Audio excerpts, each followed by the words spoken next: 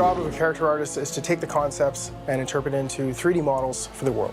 My personal favorite creature that I got to work on Dragon Age Origins was the Darkspawn Ogre.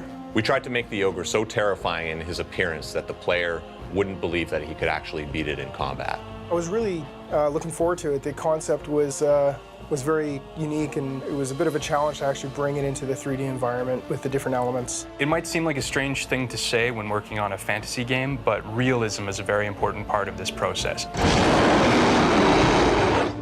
If you don't believe that they're real, then none of it affects you. It's nothing. I mean, the level of detail on these creatures is amazing. I mean, you can zoom right into any part of them from any angle, and they look absolutely fabulous. So here we have the Pride Demon.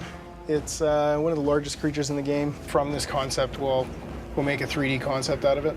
Once we do that, we'll take this basic mesh and we'll go ahead and paint a really detailed, sculpted model. We'll take this and we'll make a projection so we can get all these little details into a texture, and then place that texture onto the mesh that you saw before. And you'll get your finished model with all its texture and glory. Making a creature scary is more than just making it big. It's really the way the creature moves that indicates its strength, its mass, and its bulk. Animation is really about performance, and the same way that an actor gets prepared for a role in learning and studying what this character thinks, what this character feels, the animator is, it's his job to bring that to the character in a more digital form. The great thing about working on Dragon Age is that the animators have the ability to start bringing not only humanoid characters to life, but also larger characters, more interesting, dynamic characters like dragons and ogres and the undead. So this is what the ogre puppet looks like once the rigging and the modelers have finished working with it, and now the animators can take it and start making it move.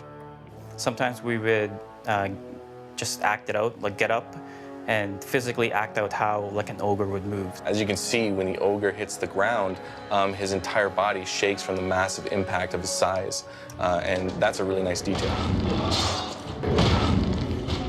See the ogre finally in the game and working and animating and all its terrifying glory is actually it's quite surreal.